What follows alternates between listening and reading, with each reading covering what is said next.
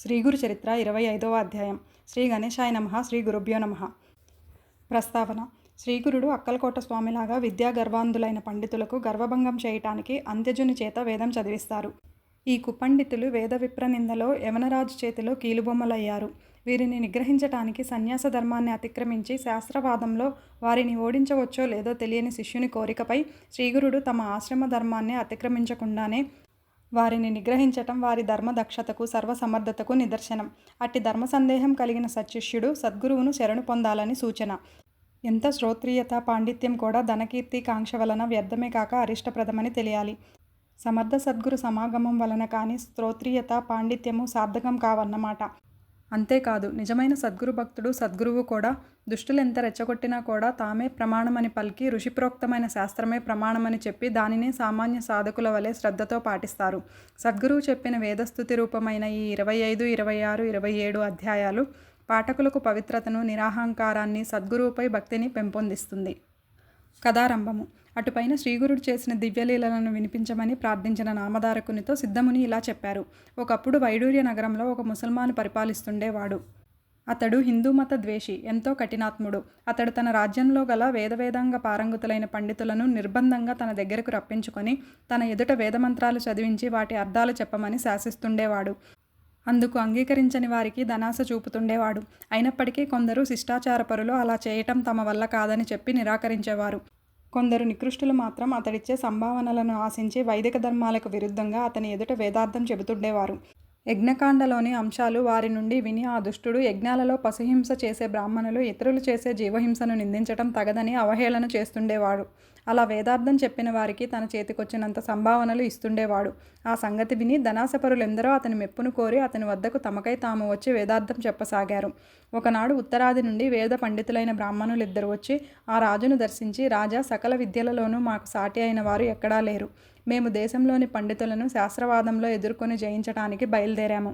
మీ రాజ్యంలో మాతో వాదించగల విద్వాంసులు ఎవరైనా ఉంటే పిలిపించండి, మా ప్రతిభ నిరూపించగలము అన్నారు.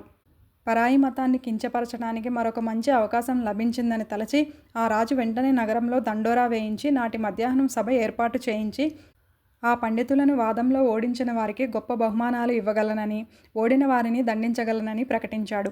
అటువంటి బహుమానాలను ఆశించి మన వేదశాస్త్రాలను ఆ దుష్టుల ఎదుట వల్లించటం ఇష్టపడని శిష్టాచారులు కొందరు తమకంతటి సామర్థ్యం లేదని చెప్పి తప్పుకున్నారు. మరికొందరు నిండు సభలో తమకు అవమానం జరుగుతుందని భయపడి ముందుకు రాలేదు. వీరంతా ఆ కుపండితులిద్దరికీ జయపత్రాలు ఇచ్చివేయక తప్పలేదు. అప్పుడు ఆ రాజు ఆ కుపండితులిద్దరికీ వస్త్రాలు, ఆభరణాలు, భారీ ఎత్తున కానుకలు బహుమానమిచ్చి ఏనుగునెక్కించి మేళతాళాలతో ఊరేగించాడు. వారికొక అగ్రహారం కూడా ఇచ్చాడు. వేద పండితులే కించపరచటం ఆ రాజుకు వినోదమైంది. అంతటితో ఆ పండితులిద్దరూ మరింత గర్వించి ఆ నగరంలోని విద్వాంసులందరినీ నోటికి వచ్చినట్లు దూషించసాగారు. ఒకనాడు వారు రాజుతో, అయ్యా, మా పాండిత్యం, మా ప్రతిభ ఇక్కడంతా తెలిసిపోవటం వలన ఇక్కడ మాతో వాదానికి ఎవరూ ముందుకు రావటం లేదు. కానీ వాదన లేకుంటే మేము చేసే పరిశ్రమ వలన ప్రయోజనమేమిటి? కనుక మీరు సెలవిస్తే ఈ రాజ్యమంతటా సంచారం చేసి పండితులందరితో వాదించదలిచాము. మీరు అనుమతిస్తే అలా దిగ్విజయం చేసి వారి నుండి జయపత్రికలు తీసుకురాగలము అని చెప్పారు. రాజు అందుకు అంగీకరించి వారిని సగౌరవంగా సాగనంపాడు. వారు ఏనుగులనెక్కి దక్షిణ దిశగా బయలుదేరి ఊరూరా తిరిగి జయపత్రికలు పొందసాగారు. వాళ్ళిద్దరూ ప్రజల జయజయధ్వానాలతో పర్యటిస్తూ ఒకరోజు కుమసి గ్రామానికి వచ్చారు. అచ్చటి త్రివిక్రమ భారతి వేదాంగ పారంగతుడని విని ఆయనను దర్శించి, ఏమయ్యా, నీవు వేదజ్ఞుడవైతే మాతో వాదించు, లేకుంటే ఓటమి అంగీకరిస్తూ మాకు జయపత్రమైనా ఇవ్వు అన్నారు. అందుకు త్రివిక్రమ భారతి, అయ్యా, నాకు వేదం రాదు. వచ్చి ఉంటే నేను కూడా మీలాగే రాజసన్మానాలు అందుకుంటూ భోగాలు అనుభవించేవాడినే కదా. నేను ఈ అరణ్యంలో ముక్కు మూసుకొని కాలక్షేపం చేస్తున్న భిక్షువును. నాలాంటి వాడిని జయించినా మీకు వచ్చేది ఏమీ లేదు. మీరు నాతో వాదించడం కేవలం పిచ్చుక మీద బ్రహ్మాస్త్రం వేసినట్లే అవుతుంది అని చెప్పాడు. ఆ పండితులు, అయ్యా, మాతో వాదించగలవారు మాకెక్కడా కనిపించలేదు. కనుకనే మాకు లెక్కలేనన్ని జయపత్రాలు లభించాయి. అలాగే నీవు కూడా ఒకటి రాసివ్వు, లేదా మాతో వాదించు అని పట్టుపట్టారు. అప్పుడు ఆ సన్యాసి, వీరికి గర్వం తలకెక్కింది. ఒళ్ళుపై తెలియకుండా సాటి పండితులందరినీ నిందిస్తున్నారు. వీరికి బుద్ధి చెప్పటానికి నా గురుదేవులే సమర్థులు. వారి దగ్గరకు వీరిని తీసుకుపోతాను అని ఆలోచించుకొని వాళ్లతో ఇలా అన్నాడు. పండితోత్తములారా, నేను స్వతంత్రుడను కాను. గంధర్వపురంలో మా గురుదేవులున్నారు.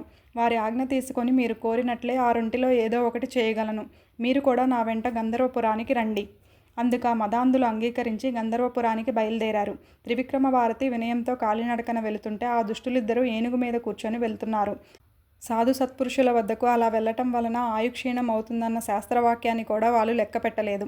గంధర్వపురంలో మఠం చేరుకున్నాక త్రివిక్రమ భారతి శ్రీగురునికి నమస్కరించి ఆనంద బాష్పాలు కారుస్తూ గద్గద స్వరంతో ఆ కుపండితుల సంగతి విన్నవించి, పరాత్పర, గుడ్లగూబ సూర్యుని చూడలేనట్లే అజ్ఞానాంధులు మిమ్మల్ని ఎరుగలేరు. మీ చేత వారికి హితం చెప్పించడానికై వారిని ఇక్కడకు తీసుకువచ్చాను.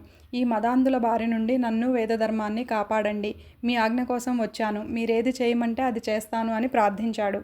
వాళ్ళు మా కాలం వ్యర్థమైంది. ఇతడు జయపత్రం ఇవ్వడు, వాదభిక్ష ఇవ్వడు. మమ్మల్ని ఇక్కడకు తీసుకువచ్చాడు గనక మీ గురు శిష్యులలో ఎవరైనా ఆ రెంటిలో ఏదో ఒకటి చేసి తీరాలి అన్నారు. శ్రీగురుడు నవ్వుతూ ఆ దుష్టులతో ఇలా అన్నారు. అయ్యా, మీ వంటి వేద విధులకు వాదించటం వలన కలిగే ప్రయోజనమేమున్నది?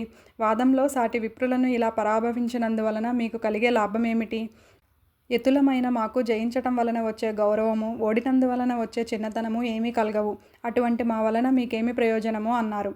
అందుకు వారిద్దరూ, అలా అయితే ఇంతకు ముందటి పండితులందరూ ఇచ్చినట్లు త్రివిక్రముడు జయపత్రం ఇవ్వక మమ్మల్ని ఇక్కడకు ఎందుకు తీసుకువచ్చాడు? కనుక మీ ఇద్దరిలో ఎవరైనా సరే మాతో వాదానికి రండి, లేకుంటే జయపత్రమైనా ఇవ్వండి అని పట్టుపట్టారు. అప్పుడు శ్రీగురుడు నవ్వి, అయ్యా, వేదం సంపూర్ణంగా తెలుసుకోవటం బ్రహ్మాదులకే సాధ్యం కాలేదు. వేదాలు అపారమైనవి. అటువంటప్పుడు వేద విధులమని చెప్పుకోవటం విర్రవీగటమే అవుతుంది.